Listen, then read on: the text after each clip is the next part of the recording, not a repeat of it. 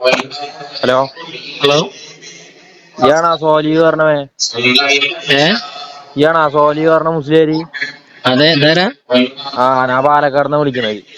ആ, പറഞ്ഞോളി. അതേയ്, ഒരു കാര്യം പറയട്ടെ, വെറുതെ മുസ്ലിം ഉമ്മത്തിനെ വെറുതെ തമ്മിലടിപ്പിക്കാൻ വേണ്ടി ഓരോ കാര്യം ഇങ്ങനെ ഇടാതെ കേട്ടോ. അപ്പൊ തന്നെ പറയാം, നമ്മക്ക് മുജാഹിദോ സുന്നിയോ ജമാഅത്തോ ആരായിക്കോട്ടെ, ഒക്കെപ്പാടെ ഒറ്റക്കെട്ടായി നിൽക്കേണ്ട ആൾക്കാരാണ്. വെറുതെ അതെങ്ങനെ? തമ്മിലടിപ്പിക്കാൻ വേണ്ടി ഓരോന്ന് ഉണ്ടാക്കി വിടാതെ, മനസ്സിലായ? ഒരു മിനിറ്റ്. വിശ്വാസങ്ങളും കാര്യങ്ങളും വെക്കല്ലേ പലതും വെക്കല്ലേ. പലതായ വ്യത്യാസങ്ങളും ഉണ്ടാവും, മനസ്സിലായ? അതൊക്കെ നമ്മള് അംഗീകരിച്ച് നമ്മുടെ ഇടയിൽ എന്തുണ്ടായാലും ആ, പുറമെ അത് മറ്റുള്ളവർക്ക് ഒരു ശത്രുക്കൾക്ക് അതൊരു ഇടയാവും, മനസ്സിലായ?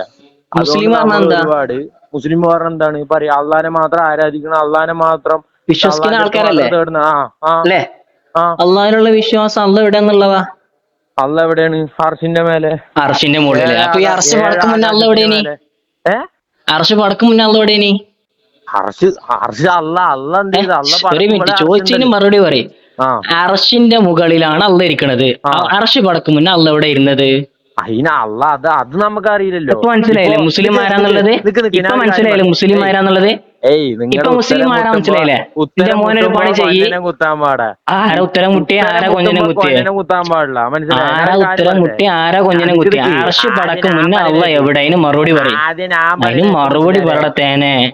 എന്താണ് അതിന് എന്താണ് മറുപടി പറയും? പറയടത്തേനെ. എന്നാ ഞാൻ ഒരു കാര്യം ചോദിക്കട്ടെ. ആ ഏ ആ മറ്റേ അള്ളാനെ പഠിച്ചതപ്പോ ആരാണ് പറയും? എടാ മണ്ടൻ കാക്ക, അത് ചോദ്യമാണ്. അള്ള അള്ളാനെ മുമ്പേ പഠിച്ചതപ്പോ ആരാ? ഉള്ളവനല്ലേ?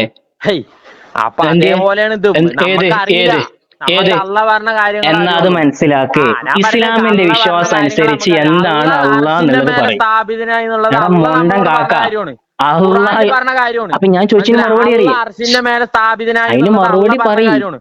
അതാണ് നമുക്കറിയുള്ളൂ. ഞാൻ അള്ളാന്റെ ചോദിച്ചതിന് മറുപടി. കാര്യങ്ങൾ അതാ നമുക്കറിയില്ല, മാണിക്കക്കല്ലേ. പടപ്പിനെ അറിയില്ല. അത് ഞാൻ ചോദിച്ചതിന് മറുപടി അറിയാം. അറസ്റ്റ് പടക്കും മുന്നേ അള്ള എവിടെ?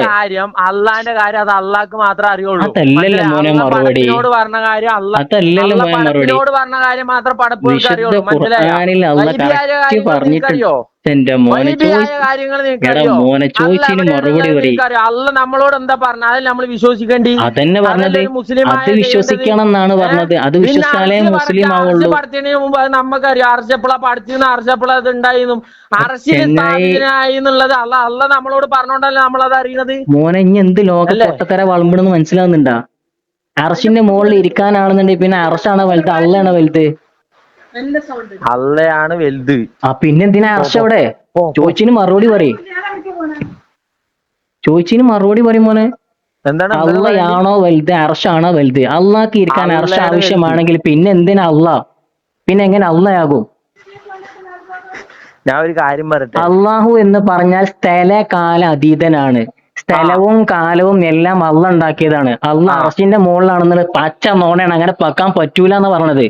അള്ള അർശിൽ സ്ഥാപിതനായിട്ടില്ല എന്ന് പച്ചനോണയാണ്. അള്ള അർഷിൽ അപ്പൊ ഖുറാനിലും സ്ഥാപിതനാണ് എന്ന് കാര്യങ്ങളിലൊക്കെ പറഞ്ഞതൊക്കെ എന്റെ പച്ചനോണയാണ്. മോനെ, അത് ആ എന്താന്ന് മനസ്സിലാക്ക്. വഹാബി പ്രസ്ഥാനത്തിന്റെ എല്ലാം ഇനി പഠിക്കേണ്ടിയേ. വഹാബി ഞാനില്ലേ, ഞാൻ സുന്നികളെയും പഠിച്ചിട്ടുണ്ട്, എന്നാ വഹാബികളുടെയും ഞാൻ സുന്യാൾ പഠിച്ചിട്ടുണ്ട്, ആശയത്തിലൊന്ന് പറഞ്ഞാട്ടെ, അതിന്റെ മനസ്സിലായ? അർത്ഥം എന്താ?